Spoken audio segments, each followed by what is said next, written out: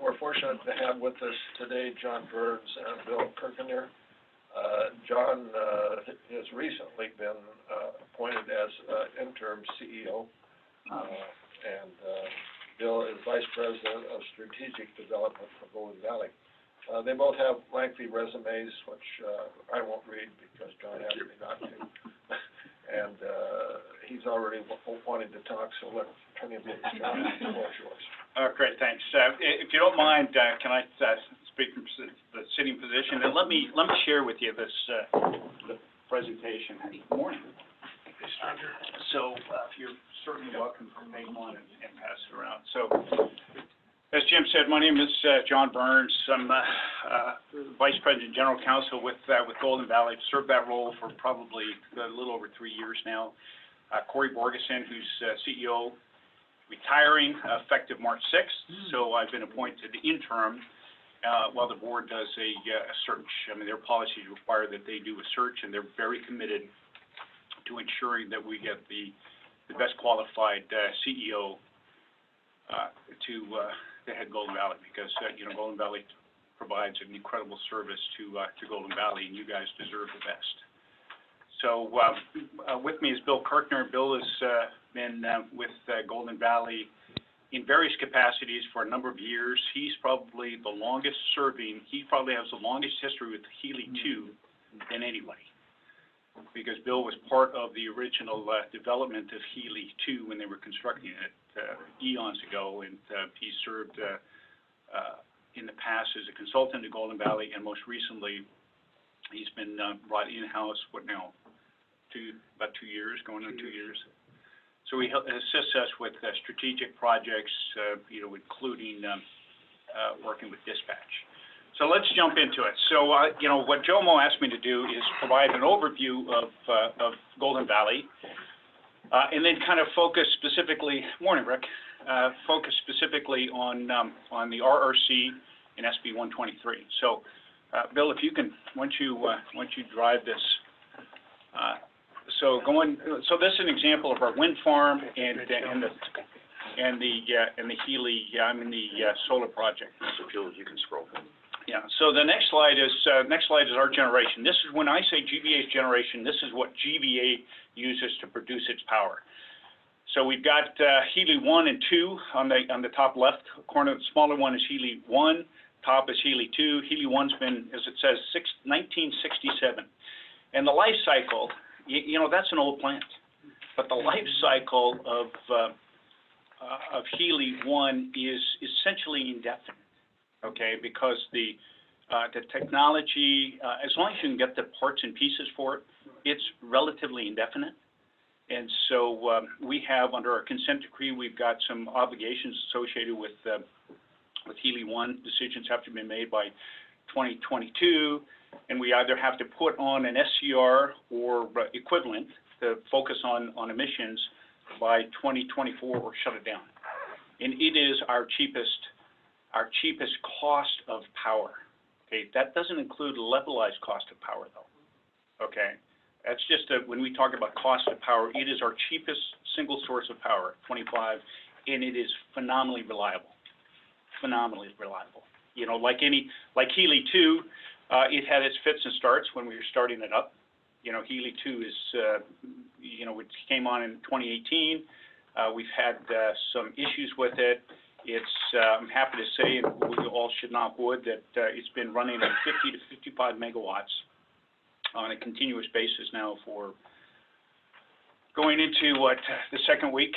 As kinks come up, we're having to deal with it. But you can see there's a slide later that shows the increase from 18 to 19 and the projection going forward. But it's it's had fits and starts, very similar to Healy Unit 1, and some of the board members who've had the continuity with Golden Valley will tell you that there was a period of time that early on that they thought, they had made a huge mistake with Healy 1 and you shut it down.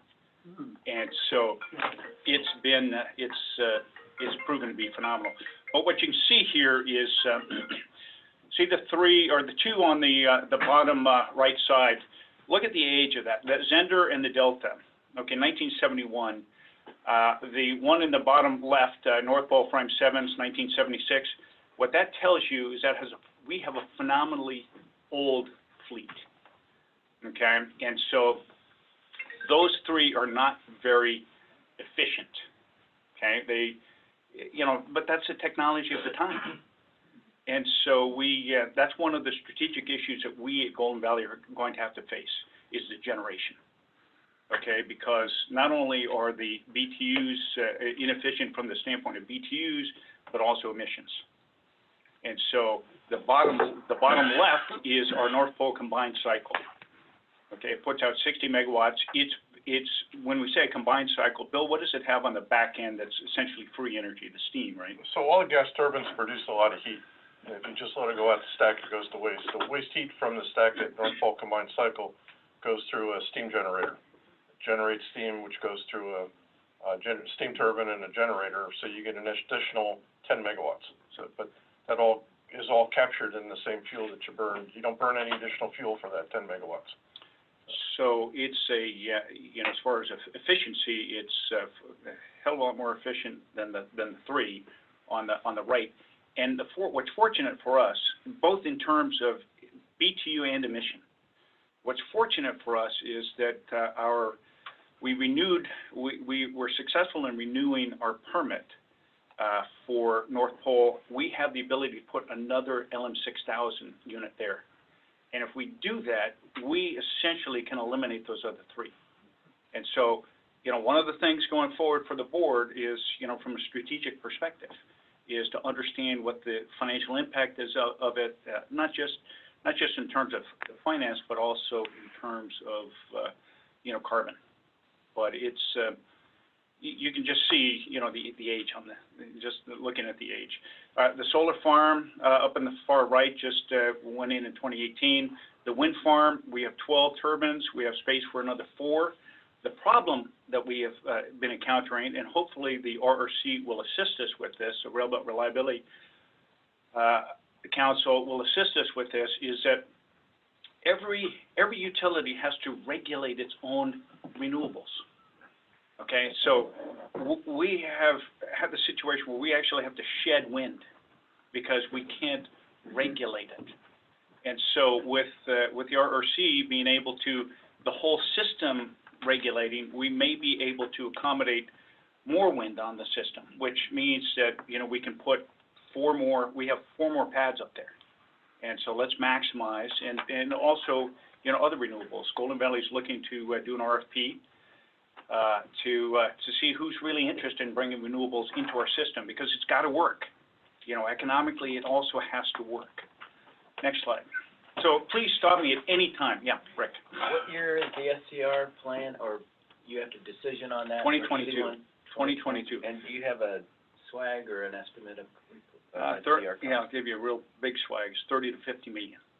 Now, big swag. That's a big what we're talking with the EPA and DEC on is the technology has been changing so rapidly. And there's some incredible technology out there. One of these is a catalytic baghouse, okay, which it's a new form of carbon capture that, if we're successful with it, can reduce our emissions well below what we need to at a significantly reduced cost, which means we don't even need to modify the consent decree, okay? And so it's an incredible opportunity as we go forward. And what we've been talking to EPA about is, if you force Golden Valley to make the decision of yes or no, okay, you've got the polar opposite, the polar ends of it. And the life cycle on Healy 1 is, as I indicated, indefinite, and because technology is so rudimentary, it's indefinite. And so if Golden Valley, if the decision is yes or no, and Golden Valley says, okay, we're going to do it because it is our cheapest source of power, we have now committed $30 to $50 million that's off the table. Okay, we can never embrace other technologies. For example, IGU project. If we put a LM6000 and use the 2 LM6000 and convert to gas, And so it's a difficult decision, you know, when we come to that point, because Golden Valley wants to do what's right, not only on behalf of its members, but on, you know, our responsibility as environmental stewards. And so it's that balance. But, you know, we need to embrace, think of technology that's happening. I mean, look at the iPhones, all of this stuff. When you look at the battery storage, the opportunities there. And so we're asking the EPA, I think we may be at a point where we don't even need to ask for anything, because the catalytic bag houses can come on, we can put them on at a significantly reduced price, and we don't have an issue. If for some reason the feed test on the catalytic bag houses don't meet that limit reduction all the way, then, you know, we're faced with the question of, you know, can we ask the EPA, and they seem somewhat receptive to it, to kick the can down the road, not to avoid the responsibility, but to delay the decision point. Because, as I indicated, you commit $30, $50 million, it affects our bottom line, okay, it affects our ability to do anything else. And there are so many potentials that face Golden Valley. So, let's move to the next one, but please, yeah, Clark. Has a catalytic bag house is it in place elsewhere in the country or whatever, so it's more than just? It's Europe. Mostly Europe. Oh, Europe, Yeah. okay. Yeah. Cool. And so it's got tremendous possibilities.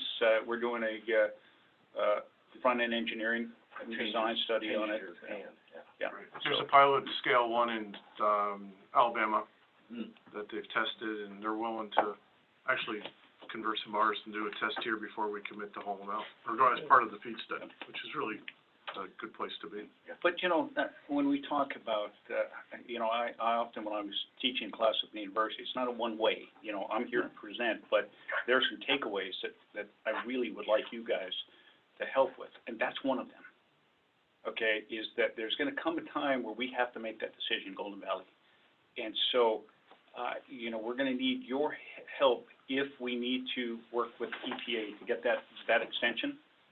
I don't know that's going to be required at this juncture, but it's a critical decision point that's fast approaching, because, you know, you can't just say, okay, we're going to put an SCR on and the next year do it. It's a 2 to 3 year cycle, because they have to size it, they have to order it, and you know what our limited, you know, construction season is.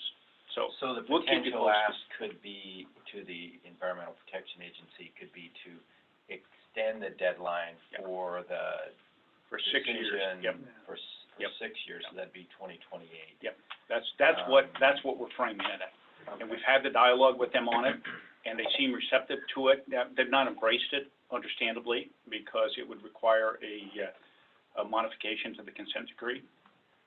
But they understand the logic of it, because we're coming from an incredibly, you know, logical perspective. We're not just saying, please allow us to do nothing. You know, that's not what we're asking. Okay, next one. Before we go, it's in the presentation later, but for people who don't know, the battery storage is in that building there. Yeah. You know, and this might be, you know, at any time, Jim or John, if you want to coordinate a tour of that, it's a phenomenal facility. It's really pretty neat. Yeah, and at one time, it was the largest battery in the world. So, just you know, pat Golden Valley on the back, so to speak. This is, you know, the crew at Healy, half the crew at Healy too, because it runs in 2 shifts, but they received the top, you know, plant, award in the nation. You can see the progression 2018 to 2019, 2020, we are expected that to be, you know, significantly better. There are constantly issues that you know, show up, and so we're addressing those. We've got these projects that are in the offing for this year and next year that will improve the reliability on it. And is that last one, is it an FGD, right, not FBG? Flue gas desulfurization. Yeah, so I think we got the letters mixed up. But essentially, that's another project that is focused on efficiency and reliability. Next slide. These are the unsung heroes, because you saw all the, you know, the combined cycle and the North Pole plants. These guys operate day in and day out with absolute, unbelievable reliability. The reliability factor is 96.7. When we talk high start reliability, That means that some of these units don't run at all unless there's an emergency. And when there's an emergency, you expect to be able to flip that switch and have it kick in. And, you know, and that's what it does. Those GT1 and 2, the ones in the bottom left, or the bottom middle. The combined cycle, you know, you can see it's a 160-day continuous run. It's been phenomenal. These guys, day in and day out. It's a hell of a lot easier to operate than the you know, Healy plants, but these guys provide the reliability year in, year out. Next one. Our solar. You saw the picture of the solar. You know, Alaska's second largest. We hate to say second, but that's the reality. It was for a brief period of time the largest, but it's half a megawatt. Okay, the one in Willow is over a meg. What? Just joking. So I gotta caution people with solar is Willow is actually 0.9. It's 1.2 DC, but about 0.9 AC. Ours is 0.5 AC, like 0.6 DC. Yeah, we're going to give you a quiz So, after. yeah. Anyway, just look at the note, okay? You know, the total annual solar plant production is produced with Healy 2 in less than 8 hours. Okay, so, you know, it's not to minimize solar by any means, but when you look at the, you know, we have a 3-acre plant that produces that. Now, granted, it's a fixed instead of a, you know, rotating array. You know, there's some enhancements that can be done. But the other thing that you see is our peak day is July. Look at from May, June, July, August. You know, it just goes up. That's the natural. That's when we need energy the least. Yeah. Okay? Our highest peak is in the winter. Understandably, it's about 205. Our peak in the summer is a little over 100. So when you're, you know, you put too much emphasis on the solar, then you have to back out the others, like the North Pole expansion plant, where we have the 6 or the 10 megs of essentially free energy. So it's this constant balance. And the thing that Golden Valley has not done well is we don't communicate properly. There's a disconnect, okay? And I'm struggling to figure out how better to do it, because, you know, you can look at these things. I mean, Golden Valley has the biggest, you know, had the biggest battery. We have the largest wind farm. We have the second largest solar. So, you know, we've got a carbon pledge. You know, we're focused on renewables and in environmental stewardship and that. But, you know, you got to have this balance. And so when somebody comes to Golden Valley and says, you should be 50% renewable, you know, you could do it, but you know, you throw all of that other stuff on, and then what happens when the sun doesn't shine and the wind doesn't blow? And so it's a balance, you know, and we're trying to communicate that, and it's, you know, if anybody has some insight, you know, help us, because it's, you know, it's not that we're ignoring that responsibility. We know that we have a responsibility, and we are, you know, the board takes tremendous pride, as does everybody in Golden Valley, about our responsibilities. It would take over 100 megawatts of solar to equal what Healy 1 puts out, but you still have the problem. Healy 1 can do it 24/7, and this, even if you had perfectly clear weather all the time, you still have nighttime. You know, and that's over 100 megawatts of solar is like 1,000+ acres. Yeah, and we're looking at things, you know, battery storage, all these, you know, technologies are coming, and that's why it's that balance. Again, you know, if you're required to put $30 or $50 million to an SCR, you take those opportunities off the table. Next slide. This is our battery energy storage. Okay, that's it. That's BESS right there. I mean, it's a huge battery, and you know, it was built in 2003. It needs some upgrades. There's new battery technologies, so we're looking at potentially new controls and or new types of batteries. Okay, so again, you know, the beauty of it is, look at that last bullet point. Has reduced power supply related outages by over 90% since 2003, saves our members money, replaces spinning reserve. And what spinning reserve is, that the long and short of it is, you have to have reserve spinning so that if something goes out, it captures it. And so remember, if any of you remember your VCRs and that, you come home and the light would be flashing, because we had the brownouts, we had this dips and that. But, you know, once the BESS came on, it captures a lot of that.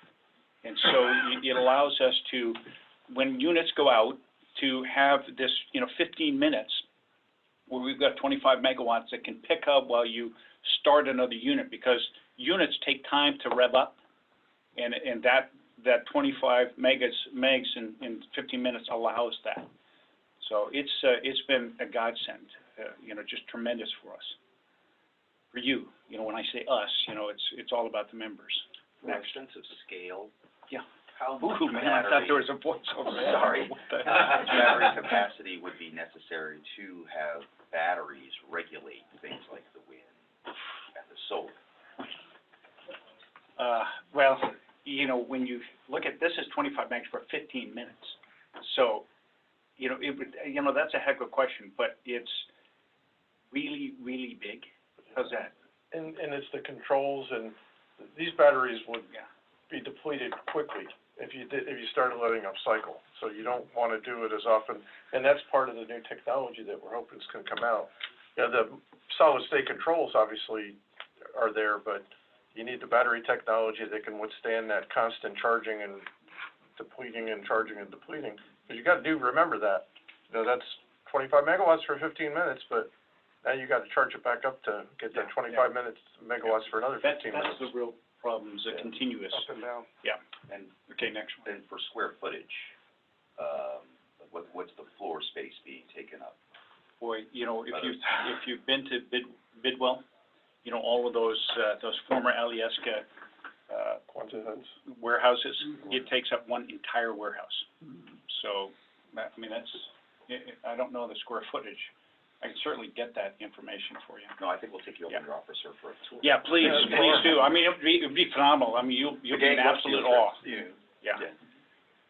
So our renewable power, this is where we get renewable power. Bradley Hydro, we have 17% share of 120. We don't run it 120. You deplete the lake in no time. We run it about half, 60 megawatts. So, but the beauty of this is, as long as the intertie is up, it's around the clock. We're getting 8 to 12 megawatts around the clock. Alaska Environmental Power, this is Mike Kraft's Delta. They produce 2 megs, we buy it all.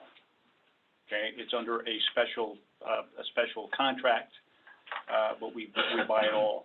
Snap Renewable, the beauty of this is, we've got 315 people producing their own electricity.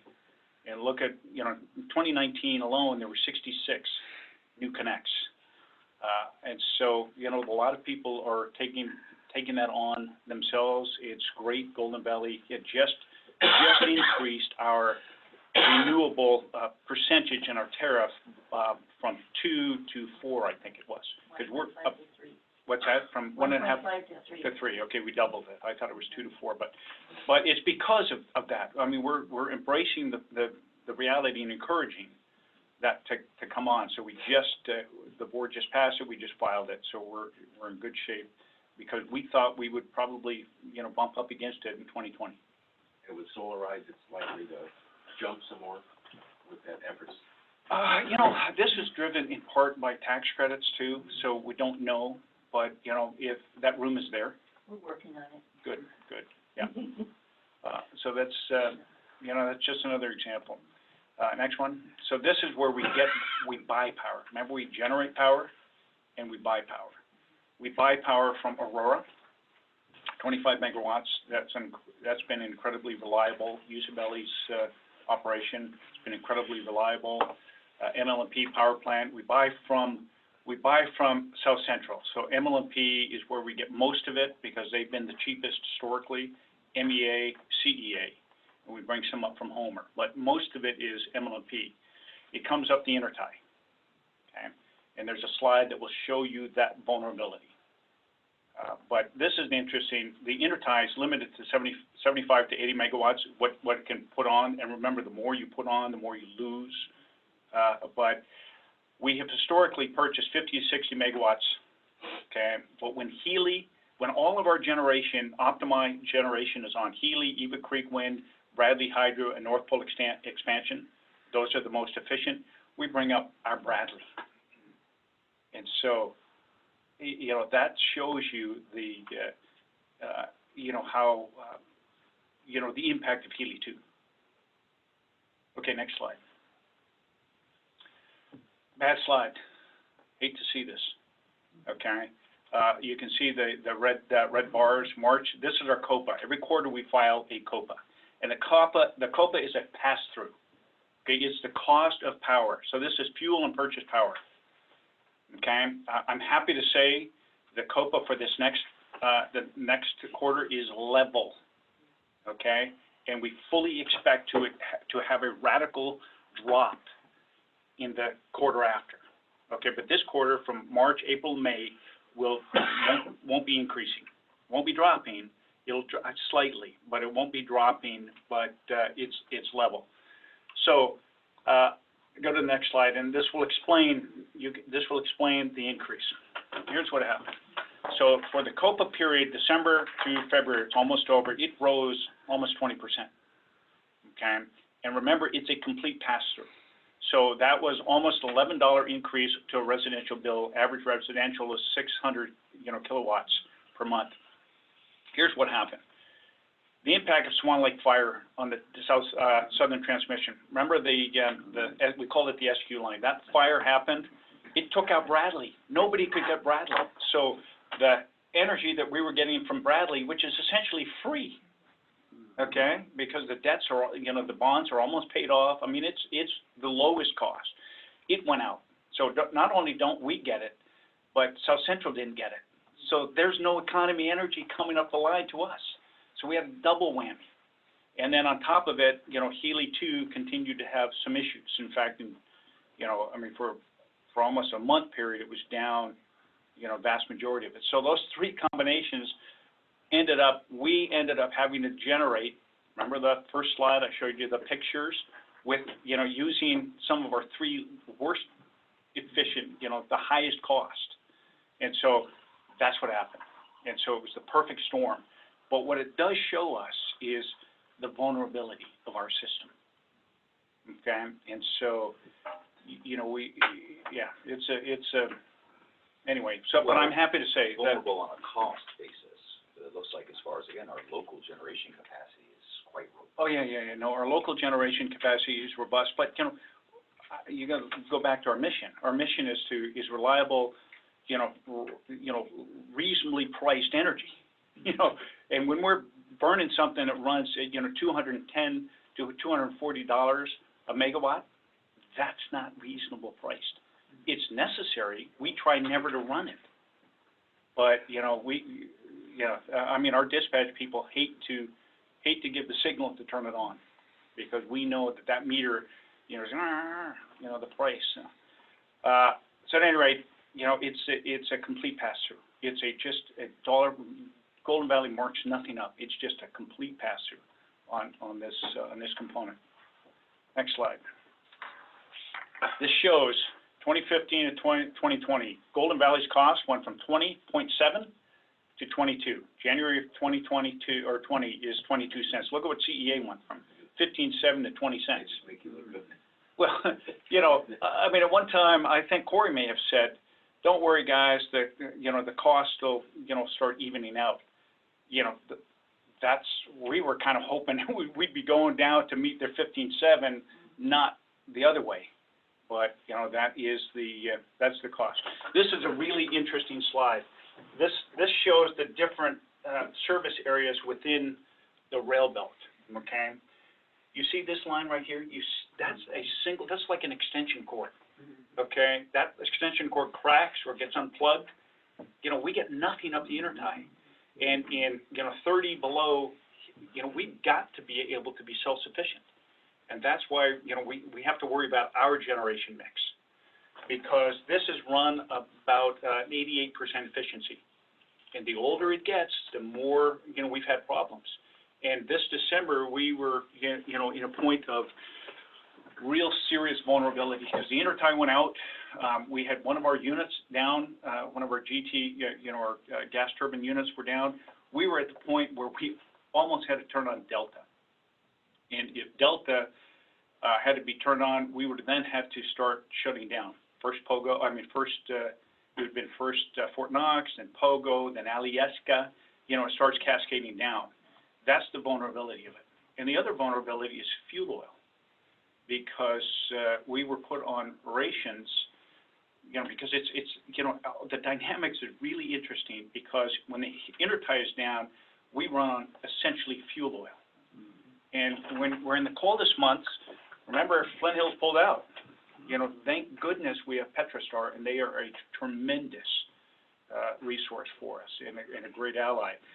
But that's where it's being generated. They got the refinery, and when it's cold weather, what do all of us do?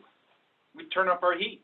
When we turn up the heat, that takes the demand, their demand increases. We were put on limits. And so, we had to do an emergency contract with Marathon to have them truck oil up here because we were about 45 minutes out. When that double tanker came, we were about 45 minutes out from having to shed load. And so another strategic issue is storage. You can see, it's a complicated matrix there. Next one. Someone has a question? Yeah, John. So Dave Talarico asked us for support for a resolution Okay. about essentially the eastern. Road belt. They call it the road belt. We're absolutely supportive of it. Okay, so that brings it around with. Yep, that brings it around, yep. That connects it around, And yep. it doesn't connect now. No, it does not connect. You can see it dead ends. Yeah. Okay, so the road belt, we all, you guys probably more than anybody, when you look at the what ifs and if onlys of the past of Alaska, when we were just, flush with money and the projects that we really should have focused on, that's another one of those. So, it's there, where they're gonna get the financing for it, who knows, it could be through the military, because the military is gonna require a very robust grid, so that's a possibility. What's the cost of it? What was it, almost $1 billion? Last So yeah, I think it was, I don't know the number, it was a big number. Yeah. And so we were down in the legislature, not long ago, and I think it was Representative Showers said, so what can I do for you guys? And we said, well, we've got a project, it's about $1 billion, so we'd like some funding for. He's like, where the hell are you guys coming from? But it was just, what's that? Why is it so expensive? Aren't there right-of-ways through there already? You're following a highway, or Oh, yeah, I don't know, Joe, I'll get you the exact, relative number. I think I really don't know. But, when we were gonna, we also want to upgrade, the Alaska intertie. And that was 800 and something million. I think those are the numbers. So, it's phenomenal. I think part of the problem too is the transmission along the Glen is inadequate, so that would be part of the fix, not just the connection. That's right. I think when they're gonna do it, they're gonna So all the way, it's not just that little gap? It's No, it's upgrading all that the whole way, blue yeah, line. yeah. Okay, got it. Yeah, that makes sense then. Okay. And the cost of the transmission is borne by, you pay for every megawatt you put through it. It's not a free flyer. It's a substantial part of our cost, bringing power up from Anchorage. I had a question, actually previous slides, but it had to do with when you were, or actually a couple flat back, but you can answer without seeing it, but you said it was levelizing, right? So. Yeah, this night, So this that one right here. so that big jump up, and so because of Bradley Lake, we all got it's only gonna go up for a couple months, then it'll go back down again. Well, what's So when you say levelize, is it staying at 10.99? it's gonna stay at 10, it's gonna be roughly that for this next quarter, Okay. okay? And the reason, you see, and the other thing the Golden Valley is trying to look at is what we call the levelized cost of power. This is untenable for an industry. How do you predict? And so what we're trying to do, what we're trying to evaluate is what we call levelized billing. And so you would take this and say, have a true up on a periodic basis, but for your budgeting purposes, you say, okay, this is what it's gonna be. And you try to take these huge swings out. Because the expectation, not this quarter, but the following quarter, if Healy 2 runs and, there's no issue with the intertie, you're gonna see this. You're gonna see a big drop. But, you don't wanna have this yo-yo, this constant yo-yo. And so we're looking to address this issue. It'll take a tariff rewrite, but we think, So Yeah. just relative to that, what we're talking about is just gonna take a little bit longer for the price to drop back Yeah, down. yeah, yeah. This, you can see this. Look at, I mean, here is, you know, Healy's on, everything's clicking away. And then we get the fire, we get Healy issues, and then go boom. Okay, that's the vulnerability of the system. And so we're trying to figure out ways to modulate it because, Now, as far as the intertie, yeah, how are they hardening, or are they hardening that in the repairs? We're gonna have more fires. yeah. There's currently a bill that we would like your support on, is the right-of-way clearing bill. Okay, that's, allows utilities, remember the PG&E debacle? Okay, it allows us to really, you know, clear our right-of-ways with no liability. Okay, we've got a vegetative management plan, all right, and a tree falls from, and we clear, and we're responsible in clearing our right-of-way. There's a dead tree outside, we try to do it, but there's a lot of homeowners, you know, I mean, I gotta tell you, I'm kind of one of those. You know, I like my trees. And, you know, when we talk to people about the best way to do it is expand the right-of-way. People are going, no way, no. Okay, so if trees fall outside of the right-of-way into the line, it shouldn't be our responsibility, as long as we're maintaining our right-of-way. But our right-of-ways are 30 feet wide, 15 off center line. You know, I don't know about you guys, but if you got trees, you know, 15 feet is nothing. And so, you know, the best way to do it is expand the right-of-way, and there is zero, you know, we got enough issues when we clear the right-of-way. Can you imagine expanding the right-of-way? We'd have a member uproar. Okay, go to the next one. Keep going. Okay, big issue. This is a big issue, and it's about time. Okay, the Railbelt Reliability Council, the RRC, it will be applying for the, what we call the Electric Reliability Organization. This is in parallel with 123. This is, the reason it took so long is there's been a lot of distrust. I'll just be candid, okay? There's been a lot of distrust amongst the railbelt utilities, okay? Because, you know, from Fairbanks' perspective and Homer's perspective, you know, the South Central, we've always had that. You know, look at this.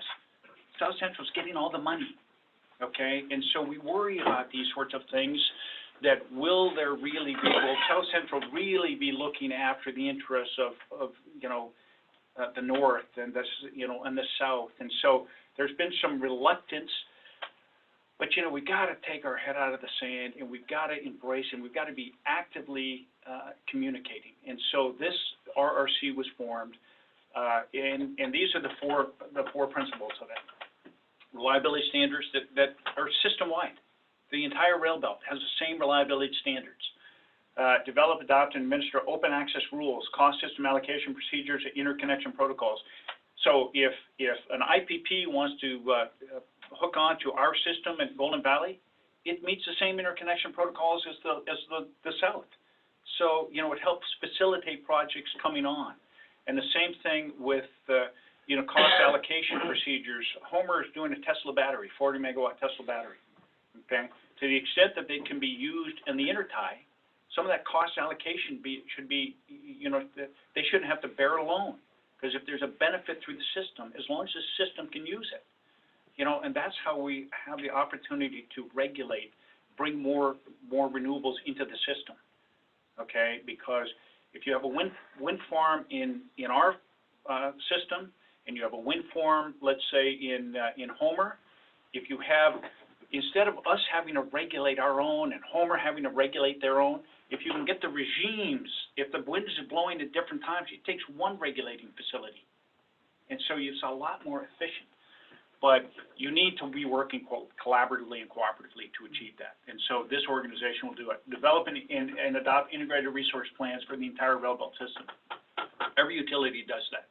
Every year we do an integrated actually it's every 3 years, I think it is. Okay. We do an integrated resource plan that says, what's our load gonna be like, what's our generation needs, and all that stuff. And we do it, you know, for every utility does it themselves. We've not done one that says, hey, what does the rail belt need?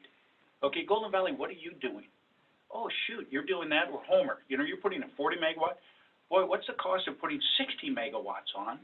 And how can the system, so now we've got people putting their heads together and figuring out, how do we do a plan that benefits the rail belt as a whole? The third, development and adopt integrated perform definitive cost-benefit analysis for regional constrained economic dispatch. That means that you're looking at the rail belt as a whole. Where do we dispatch the cheapest energy? Where can we get the cheapest energy possible? Okay, and if it comes up from the south, great. Here's the problem though, and this is why we have to deal with this. It costs us in some of our units $210 per megawatt, okay? It costs Anchorage $100 a megawatt to sell. What do you think they're gonna sell us energy for? 209. Guess what? And so the agreement has been, well, we'll split the difference. But you know, that's not economic dispatch. Okay, why shouldn't they be charging us slightly more than what it costs them to produce and get a reasonable margin? And that's what that's focused on. Now, that's gonna take a hell of a lot of work, okay? Because what we're saying is, guys, take less. You know, and they're, CEA is approaching $1 billion acquisition. You think they're gonna be really motivated, to stick their members with more of a cost when they can look to the north? Yeah, and so that's the dynamic, that people don't understand when you're balancing all of these issues out. And you're not expected to, but, we are expected to communicate it. Okay, next one. Why is it important? A lot of people have resisted this for years, but, it's a compact with the state. This is what the regulatory, the Railroad Reliability Corporation is going to do. It's a compact with the state. It's commitment to be bound by these, the decisions of the RRC. So all of the 6 utilities are saying, guys, we're agreeing to this. This is monumental.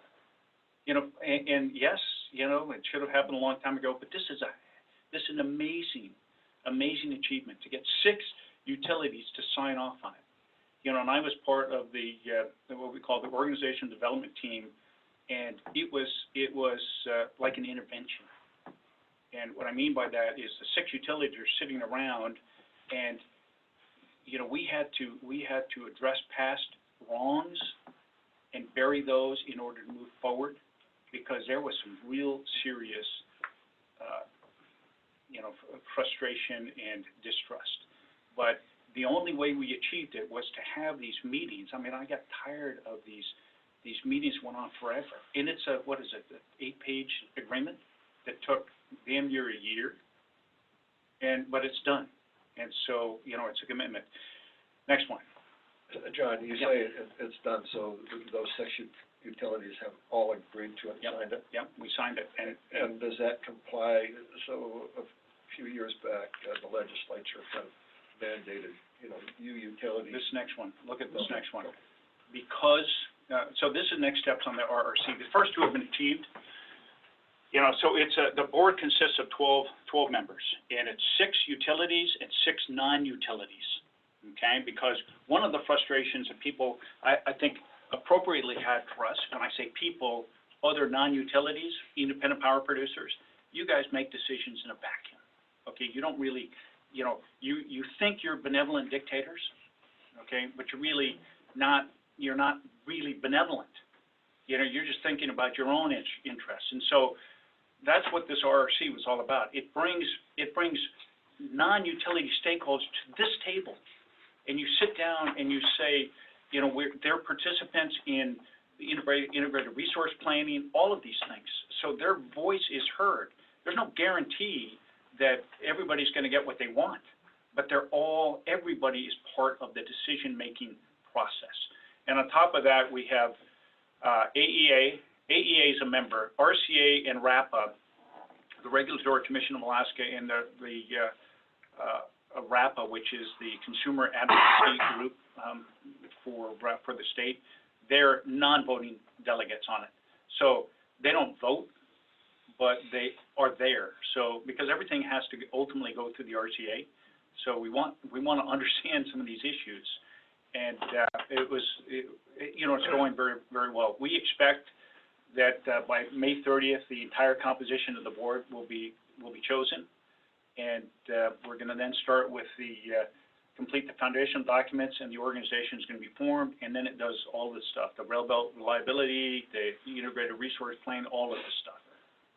Next one. This, again, this is the vulnerability. People, Golden Valley is getting in this with a lot of faith, okay? But we have to be vigilant. What's the Reagan trust but verify? Okay, it's the same thing, because, that is an unbelievable vulnerability. And so keep going to the next slide.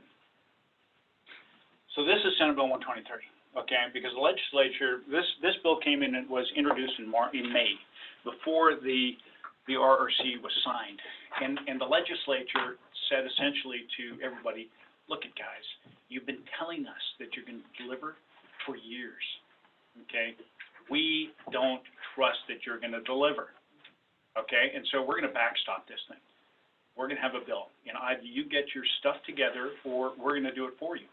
And so SB 123 and the companion House Bill 151, I think Grier is leading Grier's got the 151 side of it, and Coghill is in the 123, and they've merged them, okay? The House bill has been adopted to mirror the Senate bill.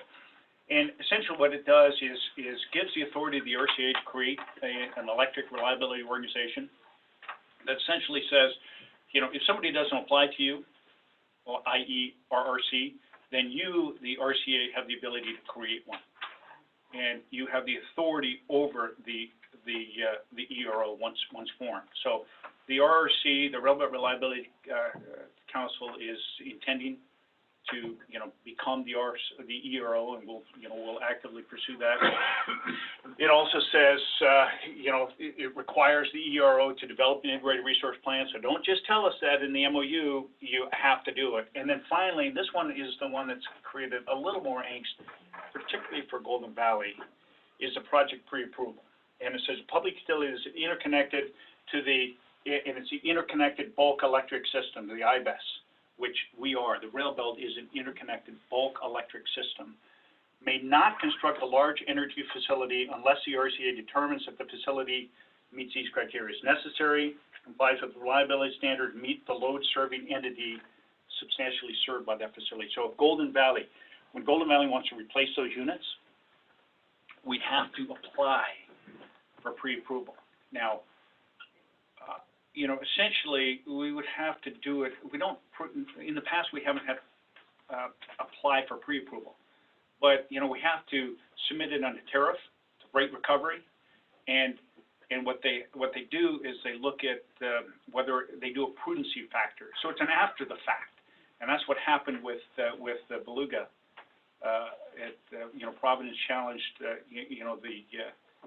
MLMP's prudence on it.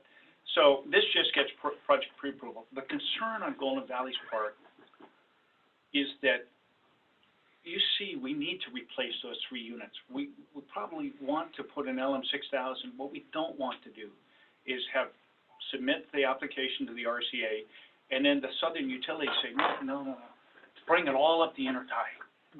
Okay? You don't need to do it. You don't need to burden your members with $30 million for a new LM6000. Just bring it up the intertie, and then we're stuck. Okay, and then remember, if you talk about constrained economic dispatch, what they're going to say is, oh, Golden Valley generates at a really expensive price. We can just continue to sell ours up.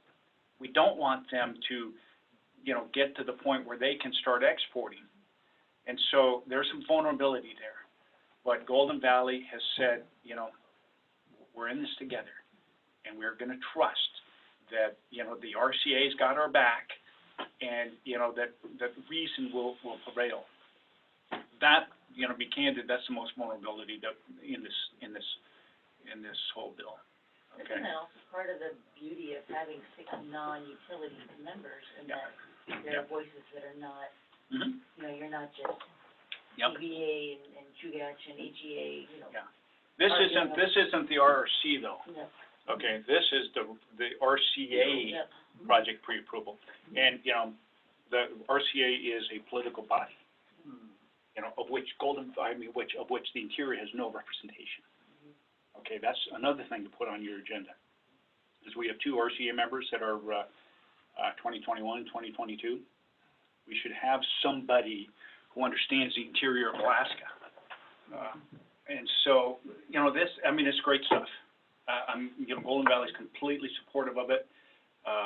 You know, it's really good stuff. I'd encourage you guys to support 123. Next bill, or next one. This just came out yesterday. The intent statement, was adopted. Senate Bill 123 is moved out of special committee to finance. The hearing's gonna be scheduled sometime next week. It would be great if you guys, submitted a letter of support. And, I just, we'll see. We'll see what history holds, you know, what the future holds. But, you know, it's time to work cooperatively. But I just gotta, you know, I gotta trust that, those others on the rail belt, you know, are gonna work similarly.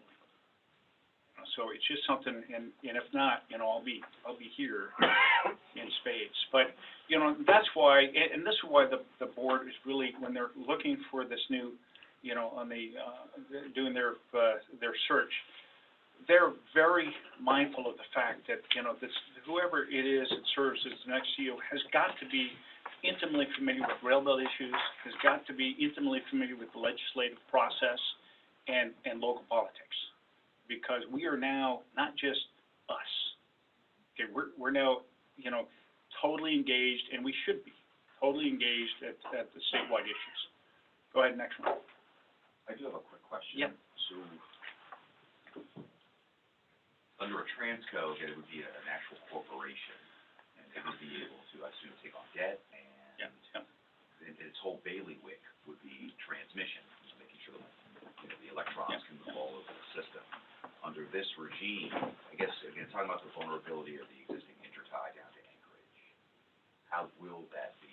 Transco is potentially in the future. You know, the RRC, Railroad Reliability, you know, or the ERO, the Electric Reliability Organization, has a lot of those opportunities. The ERO could form a corporation, or could, you know, independently contract with somebody to do a transco.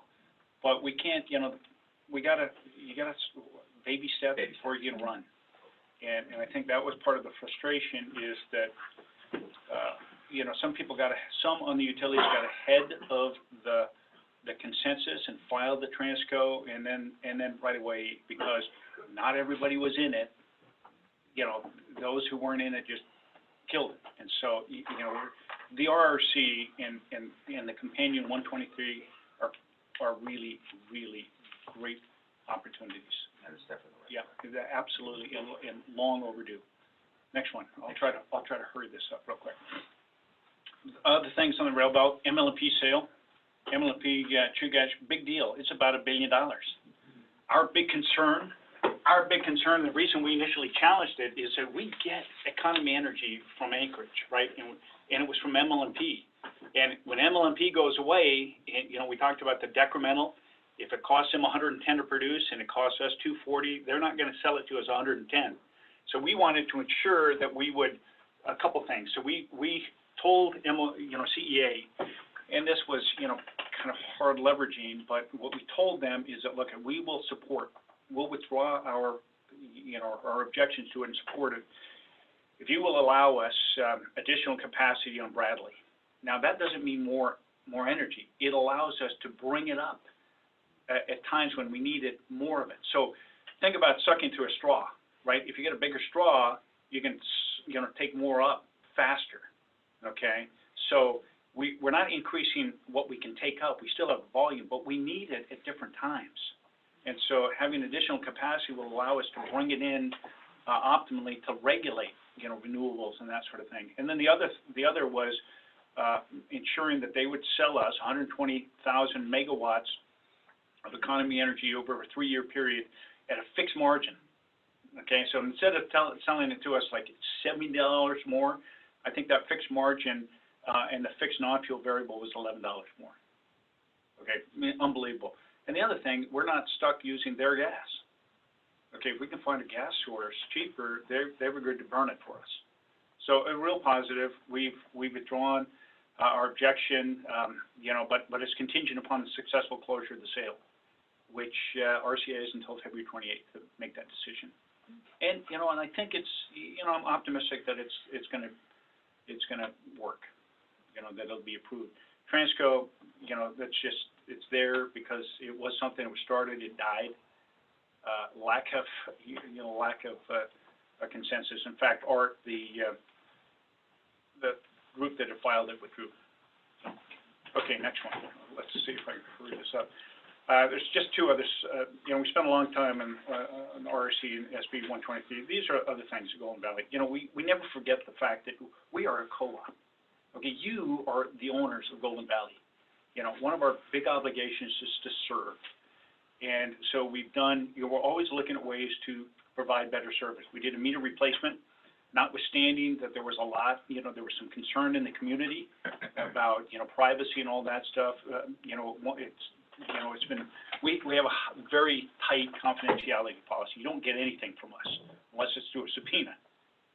Okay, we've even gone up to the Ninth Circuit, on the challenge on that. Anyway, so we've got, how many are you on your portal, a web portal? Isn't that awesome? Two out of, 10 here? But you can get on it, you can know exactly what you're using, you can control it. Information is power. So you know how much you're using, you know what your bill is, moment to moment, you can get 15-minute reads. It's phenomenal. See what my Christmas lights cost me? Yes, you can. You can do all that stuff. Yep, you can call your significant other and say, hey, what did you just turn on? No. Anyway, so. You can literally figure out what a load of laundry costs. That'd work really good. No, yeah, I mean, it's incredible. It's incredible. Okay. Information is power. So you have the ability to control your electric bill.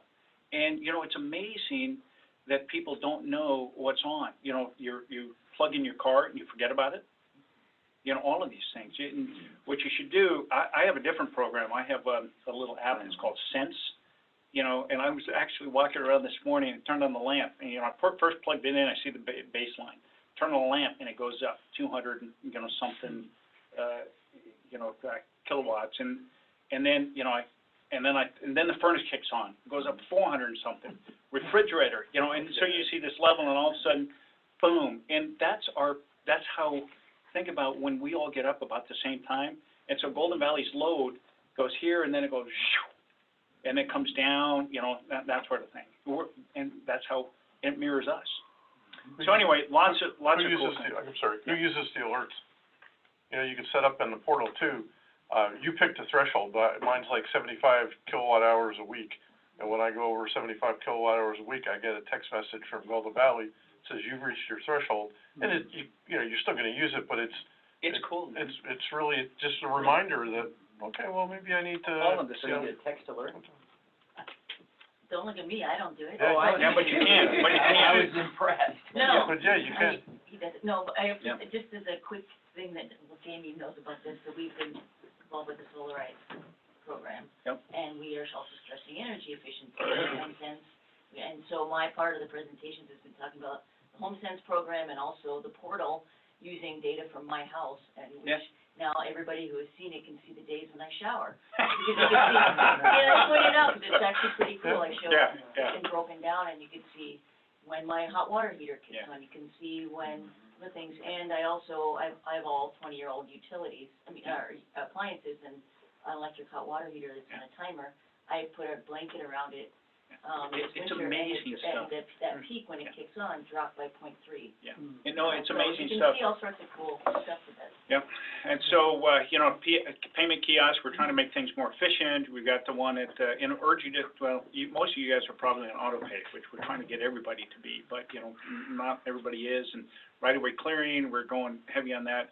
Board elections, we have 3 board seats up. Okay, really important, to stay engaged. What I tell everybody, is all potential candidates, okay, read the bylaws, because you do not represent a special interest. okay, you represent Golden Valley as a whole, right? So the entire membership. So you may have a philosophical bent one way, that, you know, you have to park that at the door, because decisions have got to be made in the best interest of all members. And it's a really, you know, anytime there's an election, you know, I'm up on my soapbox, and that's exactly what we champion. And, you know, I've had many a time where, you know, I've made those calls.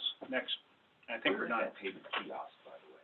Right in the front door. You just go in, yep, in the entry, which, you know, not a great thing to do, but, because you can't get 24-hour access, but we're looking at figuring out, you know, Delta and, Delta, Healy, you know, where you put it in stores. You know, that's an opportunity. Okay, But let's the take this Fairbanks to the one last does have 2 extra hours aside from Yeah. an hour before and an hour after customer service closes. Environmental projects, we talked about the consent decree, PM 2.5, you know, Golden Valley is, you know, continuing to help facilitate the ESPs. You know, we're, you know, in the first round, the second round, you know, we'll be funding those as well. And, whether it's Golden Valley that does it or, another entity, you know, that's still to be decided. But Golden Valley's made a commitment to this community, and, we honor our commitments. Yeah. Sorry if I asked too many questions, Jim. There's discussion Yeah, regarding. no, I want everybody to know, I would have been over at Yeah, 9 it's o'clock. Jomo's fault. Okay, just,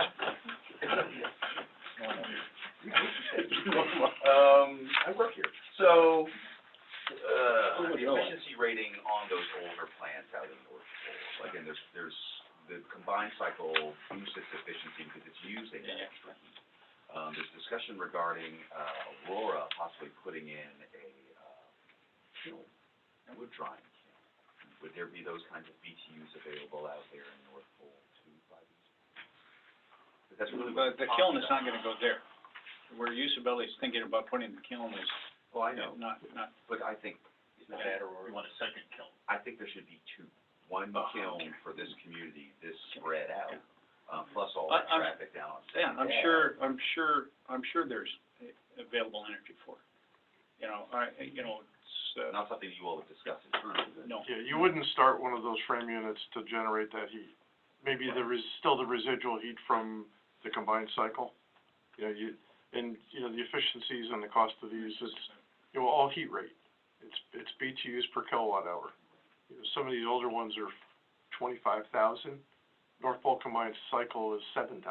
And the lower the number, the better. So, you know, 3-4 times less expensive. So, You really do try to run those older units as low as humanly possible. never, you know, but, you know, it's, unfortunately, they have to be run when that intertie goes down. So we're looking, generation is a big issue. Strategic planning in Golden Valley is a constant, and it's, you know, on a regular basis. I think the one more slide, and that's it. You know, again, you know, just ending it with the fact that we're invested in the community. We give capital credits, you know, every year. We're on a 25-year cycle.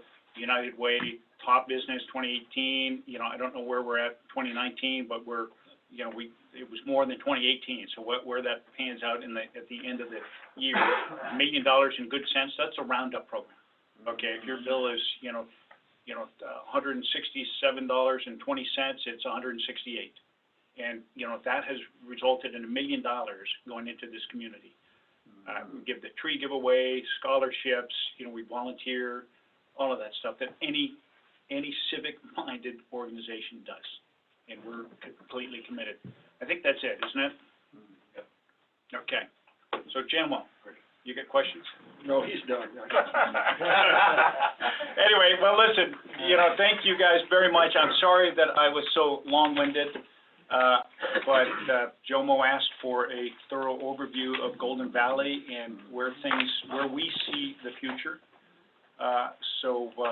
You know, if there are any questions, you know, don't hesitate to ask. Get them through Jomo or, you know, Jim or whomever. And, you know, a number of you have called me in the past and, you know, on Golden Valley related issues, and so don't hesitate. Show up at the board meeting. Absolutely. You know, you're all invited to the board meetings. Okay, so, anything? Good? Thank you, John. Bill, appreciate you being here. Welcome back anytime. Sweet. So for everybody, before we shut down, just so you know, next week is going to be ranked choice voting for the subject. Okay? Okay. On the pro side, the proponents of it will be giving the presentation. You know, and if there are, I think we have people who participate in Golden Valley here, right, on members that have to, you know, but if there are issues that, you know, think Golden Valley should weigh in on, don't hesitate to reach out. I know you guys are pretty good about that, but air quality issues or, you know, the military, we're pretty active with the military on some things, you know, Petrostar, the military, you know, fuel storage. So, okay, well, thanks, guys. Thanks, John. Thanks, Bill.